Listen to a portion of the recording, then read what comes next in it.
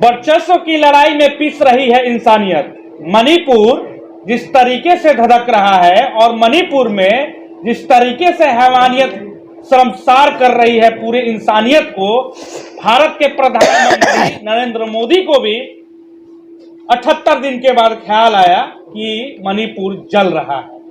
लेकिन मणिपुर की कहानी अब हम आपको सुनाते हैं, क्या क्या धाराएं लग सकती हैं, क्या क्या उस पर एक्शन हो सकता है और क्या क्या कुछ सजाएं मिल सकती हैं। 800 से 1000 लोगों की भीड़ जब 4 मई को 3 महिलाओं को नग्न करके ब्रूटली रेप भी किया जाता है 21 साल की लड़की के साथ, और रेप से बचाने जब पिताजी जाते हैं 56 साल के तो उन्हें मार दिया जाता है। वहीं दूसरी तरफ उनके छोटे भाई को भी, जो कि 18 या 19 साल के हैं, उन्हें भी मार दिया जाता है। अब इससे भी जघन्य जो है अपराध भारत के इतिहास में हुआ होगा, लेकिन इस तरीके से नहीं हुआ होगा। तो चलिए ये सारी चीजें हम बात करेंगे। कानूनी क्या पेश है, कानून क्या कहता है, किस तरीके से क्या क्या सजाएं मिल सकती हैं, कानून की धाराएं क्या कहती हैं, कानून में क्या फांसी की सजा है। चलिए बात करते हैं। एक्सक्लूसिव हमारे साथ जुड़ चुके हैं नागेश्वर दुबे सर, और ये वरिष्ठ वकील भी हैं, पूर्व में बार एसोसिएशन के अध्यक्ष भी रह चुके हैं, और इनसे जानेंगे, ये काफी जानकार भी हैं, काफी वरिष्ठ वकील भी हैं, तो क्या है कानून के दावपेच। और आप ये समझिए कि एफआईआर के 2 महीने तक सजा अभी तक किसी को नहीं मिली, और दूसरी तरफ जब सुप्रीम कोर्ट के चीफ जस्टिस को इसमें एक्शन लेना पड़ रहा है, तब पुलिस पर दबाव बन रहा है, और पुलिस जो है अनरिकॉग्नाइज्ड फेस को अब ढूंढने जा रही है। तो चलिए बात करते हैं सर से। सर, सबसे पहले हमारे इस चैनल पे आपका स्वागत है। बहुत बहुत धन्यवाद आपको, चैनल पर आपके सारे लोगों को हमारे तरफ से धन्यवाद, जितना लोग देख रहे हैं उनको धन्यवाद, और आपको विशेष विशेष धन्यवाद और आशीर्वाद दोनों। सर, बहुत सारा सवाल है। शुरुआत सवाल तो ये होगा सर कि जिस तरीके से 4 मई की घटना हुई, 800 से 1000 लोगों की भीड़, मैथिल समुदाय की भीड़ जो है वो जाती है और 3 महिलाओं को पकड़ के नग्न किया जाता है और उनके पिताजी को मार दिया जाता है। इस पे आपका क्या राय है, क्या कहिएगा इस तरीके से जघन्य अपराध पे? ठीक, पकड़ लेते हैं। जहाँ तक ये जघन्य अपराध के बारे में आपने जो पूछा है, मैं बता देना चाहता हूँ कि जघन्य अपराध ये अपने आप में एक विशेष जघन्य अपराध है, क्योंकि इसको जितनी इसकी निंदा की जाए उतनी ही कम है।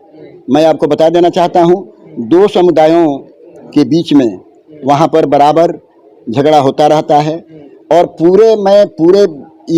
पूरे भारतवर्ष के बारे में मैं बता देना चाहता हूँ कि यहाँ पर जो जातीय उन्माद है पूरे भारतवर्ष में कोने कोने में, उस जातीय उन्माद में वो कुकी समुदाय के लोग और मैती समुदाय के लोग जो हैं, ये दोनों आपस में लड़ते हैं, झगड़ते हैं। मैती समुदाय वाले जो हैं सो मजबूत पड़ते हैं, वो कुकी समुदाय के लोगों पर बराबर अटैक किया करते हैं। अब देखा जाए, इसमें 4 मई को ये कांड हुआ है। 4 मई को कांड हुआ, ये जघन्य अपराध हुआ, और 77 दिन बीत जाने के बाद भी ये पुलिस महकमे की नींद नहीं खुली, और न तो किसी तरह का पुलिस अनुसंधान हुआ। सारे लोग चुप लगा गए थे। मैं जानना चाहता हूँ, सुप्रीम कोर्ट के चीफ जस्टिस को आना पड़ा, उसके बाद जो है एक गिरफ्तारी हुई है, उसके पहले कुछ नहीं हुआ था। वही बात मैं आपसे बता रहा हूँ कि ऑनरेबल एपेक्स कोर्ट ने माने सुप्रीम कोर्ट ने जब इस अपराध का संज्ञान लिया स्वतः, तो उसके बाद एक गिरफ्तारी हुई है, और उस पर लगता था कि मात्र प्राथमिकी हुई थी, और भी प्राथमिकी बहुत विलंब से हुई प्राथमिकी। 800 से लेकर 1000 शरारती तत्वों द्वारा यह अपराध किया गया था। 3 महिलाओं को नग्न किया गया था, और नग्न करके उसमें जो 56 साल के एक व्यक्ति थे, बुजुर्ग थे, उनकी हत्या कर दी गई, और 19 साल के उनके परिवार के एक सदस्य थे, छोटे भाई थे, वो जा कर के बचा रहे थे। एक जो रेप हो रहा था, तो उनकी भी हत्या कर दी गई। सर, ये ब्रूटली रेप कहा जा सकता है इसको? ब्रूटली रेप ये किया गया है, जिस तरीके से धान के खेत में ले जाके ब्रूटली रेप करके कोई आपको पेनल सेक्शन में ब्रूटली वर्ड नहीं है, उसके लिए गैंग रेप कहते हैं हम लोग। ये गैंग रेप ही हुआ ना? हाँ, ये एकदम कंप्लीट गैंग रेप हुआ। और मैं गैंग रेप में क्या क्या इसमें क्या सजा मिल सकती है सर? पहले गैंग रेप के बारे में जान जाइए कि गैंग रेप के लिए अपराध में कौन सा वो पेनल सेक्शन है, जिसमें आप उसको अपना समझिएगा 376D। तो देखिए एक्सक्लूसिव हम आपको दिखा रहे हैं कि आप कानूनी दावपेच जो है वो समझ जाइए कि गैंग रेप जो मणिपुर में जिस तरीके से हुआ है उसमें कानून क्या कहता है। ये पूरा देखिए तैयारी कर क्या है, पीपी साहब हैं तो पूरा लिख के आते हैं, जो भी बोलेंगे वो तथ्य के आधार पर बोलेंगे, जो कानून कहता है उस पर बोलेंगे। और चलिए हम एक्सक्लूसिव आपको बताते हैं कि गैंग रेप की क्या सजा है, पीपी साहब की जुबानी बताइए। देखिए मैं आपको बता रहा हूँ, पहले ये जान जाइए कि क्रिमिनल लॉ अमेंडमेंट एक्ट 2013 जो हुआ, जो क्रिमिनल लॉ अमेंडमेंट एक्ट 2013 में हुआ, उसके मुताबिक 376D ये पेनल सेक्शन आपका है 376D, और उसी में गैंग रेप का प्रावधान है। मैं 2013 में अमेंडमेंट हुआ था। हाँ, अमेंडमेंट हुआ है, क्रिमिनल लॉ अमेंडमेंट हुआ 2013, तो उसी में 376D का पूरा डिफाइन किया हुआ है। इसलिए डिफाइन किया हुआ है कि मात्र 376 रेप का सेक्शन है 376D जो है, इसमें गैंग रेप का ये प्रावधान है। अब देखिए गैंग रेप के बारे में मैं आपको पढ़ करके बता देता हूँ कि what is gang rape. When a woman is raped by one or more person constituting group or acting in furtherance of common intention, each of those persons shall be deemed to have committed the offence of rape and shall be punished with rigorous means सश्रम कारावास जिसको कहते हैं। उसमें क्या होता है sir, सश्रम कारावास में क्या होता है? गैंग रेप करने के बाद जो सजा मिलेगा? Not only in gang rape, rigorous imprisonment that depends upon the evidence of the case. दूसरे केस में भी रिगरस इम्प्रिजनमेंट हो सकता है, लेकिन इसमें रिगरस इम्प्रिजनमेंट के बारे में कहता है कि punish with rigorous imprisonment for a term which shall not be less than 20 years. 20 साल से कम नहीं, कम होना ही नहीं है। 20 साल से ज्यादा ही सजा होगा सर? 20 साल से कम आपको नहीं होना है, नॉट लेस देन 20 ईयर्स। अच्छा, बट सर ऐसा हुआ है कि नहीं कभी केस में ऐसा 20 साल का सजा मिला है कि नहीं? रोज हो रहा है भाई, रोज हो रहा है। जहाँ पर एविडेंस आएगा निश्चित रूप से हो जाएगा। मैं आपको बता देना चाहता हूँ कि निर्भया कांड जो हुआ था ना, दिल्ली वाली निर्भया कांड, रॉड के साथ रेप किया गया, रॉड से टोटली हैरास किया गया। हाँ, तो निर्भया कांड के बाद अभी फांसी की सजा नहीं हुई है। निर्भया कांड के बाद अभी तक फांसी की सजा नहीं हुई है। और ये एक्सक्लूसिव जो है कि अभी तक कितने सारे जगह में अपराध हुए, लेकिन एक बात और समझ जाइए, 1947 से अभी तक 752 फांसी दिया गया है। 1947 से अभी तक मात्र 752 फांसी दिया गया है। और मात्र फांसी दे देने से ये समझिए कि अपराध नहीं रोका जा सकता है जब तक हम कॉन्शियस नहीं होंगे, जब तक हम उसके बारे में संवेदनशील नहीं होंगे। दुर्भाग्य की बात है कि ये मणिपुर जो है, मणिपुर में इतना जघन्य अपराध हुआ, इतना जघन्य कांड हुआ, और सारे लोग कान में तेल लगा करके बैठे हुए थे। और ये जिम्मेवारी केवल सत्ता पक्ष की नहीं है, इसमें जितने लोग हमारे हैं, जितने हमारी आबादी है, जितनी हमारी जनसंख्या है, जितने हम लोग हैं, एक एक आदमी की जिम्मेवारी बनती है कि अपराध को हम लोग अपने स्तर से रोकने का प्रयास करें। देखिए सबसे बड़ी बात यह है कि अपराध जो हुआ मणिपुर का खास करके, उसमें मुझे दुख इस बात का है कि जो अपराध हुआ है उसको लोग पॉलिटिकल रेंज से देखने लगते हैं। कभी भी राजनीति नहीं होनी चाहिए। अपराध है। एक मासूम बच्ची के साथ रेप होता है, उसकी हत्या कर दी जाती है, और आप जो है अब उसमें अपना पॉलिटिकल पार्टी को लेकर के इधर से उधर अपना उल्टा पुल्टा बोलने लगते हैं। ये सब नहीं होना चाहिए। आप इसमें बल्कि सत्ता पक्ष को भरपूर समर्थन दे करके उस अपराध को रोकने का प्रयास करना चाहिए कि उस तरह का अपराध नहीं हो। दुर्भाग्य है और मैं काफ़ी दुखी हूँ इस बात को लेकर के कि जब तक ये सुप्रीम कोर्ट के माननीय ये चीफ जस्टिस महोदय ने जब तक स्वतः संज्ञान नहीं लिया तब तक कार्रवाई जीरो थी, कंप्लीट बिग जीरो थी, बिग जीरो, उसमें कुछ नहीं हो रहा था। और देखिए अभी अभी एक सर ये चीज हमको नहीं समझ आया कि वीडियो वायरल होगा तबे सजा होगा, तबे गिरफ्तारी होगी, तबे सब कुछ होगा, उसके पहले ये लोग सोए रहते हैं क्या?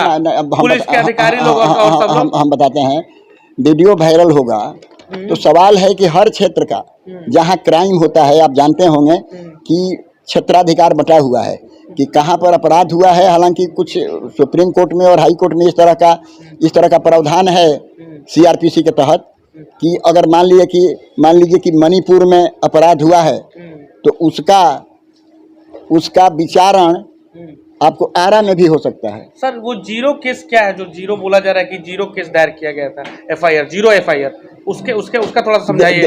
जीरो एफआईआर के बारे में भी लोगों को समझाइए कि जीरो एफआईआर आप कैसे और कहाँ कर सकते हैं। देखिए आपको बताते हैं हम थाने में जब आप जाते हैं, अपराध का ज्ञान आपको नहीं है, केवल खाली सुनते हैं कि अपराध हुआ है, व्यक्तिगत रूप से आपको ये जानकारी नहीं होती है, तो अगर जहाँ जा करके आप उसको इंस्टीट्यूट कीजिएगा तो जीरो पर करेगा।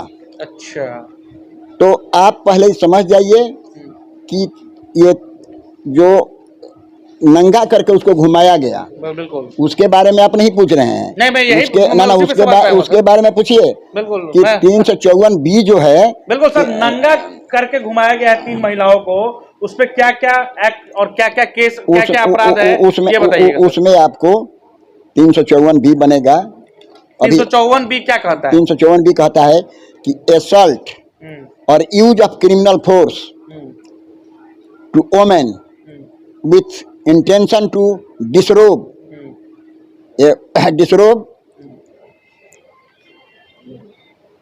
उसको उसकी इज्जत को लूटने के लिए आप जो करते हैं, with intention to disrobe a man who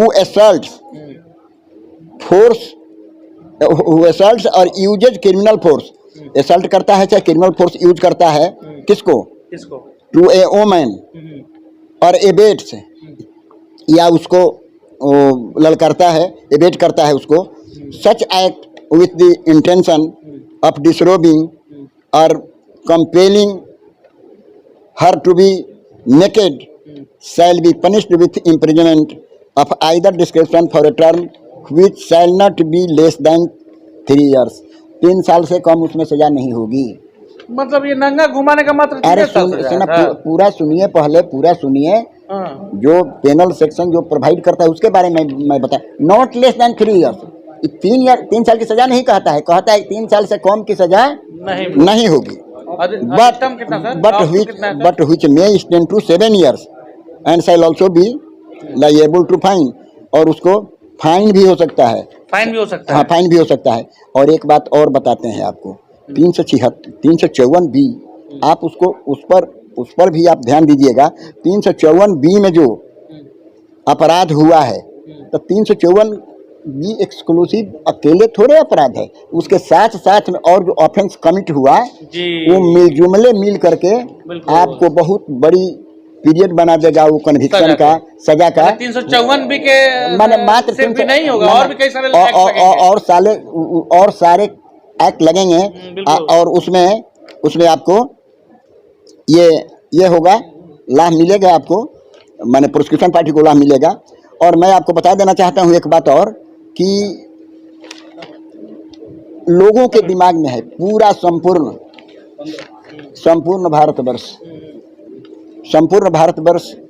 कभी कभी कुछ इस तरह का सेंसेशनल केस हो जाता है जिसमें खाली उस प्रदेश का माने नहीं रह जाता है, उसको केवल लोकलाइज नहीं किया जा सकता है। जैसे कि आपको मणिपुर वाला केस है, इसमें पूरा हिंदुस्तान, पूरे संसार हो रहा है।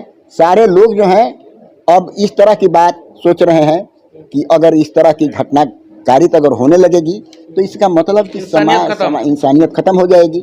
और आप प्रयास कीजिए इस बात को। इसीलिए हमने कहा कि मात्र इसको राजनीति का अड्डा मत बनाया जाए, उसमें कोई पार्टी हो, किसी वहाँ तो केंद्र में भी भाजपा की सरकार है और वहाँ भी भाजपा की गवर्नमेंट है, मणिपुर में भी। तो हम ये नहीं कहते हैं कि वो भाजपा वाले के माथे छोड़ दिया जाए। जितनी पॉलिटिकल पार्टी हैं, जितने लोग हैं, ये कम से कम प्रश्न करें, पूछें अपने प्रधानमंत्री से, वहाँ के लोकल मुख्यमंत्री से, वहाँ के राज्यपाल से जाकर के पूछें कि भाई इस तरह का अपराध हुआ है, आप इसमें क्या कर रहे हैं। ये पूछने का अधिकार सबको है।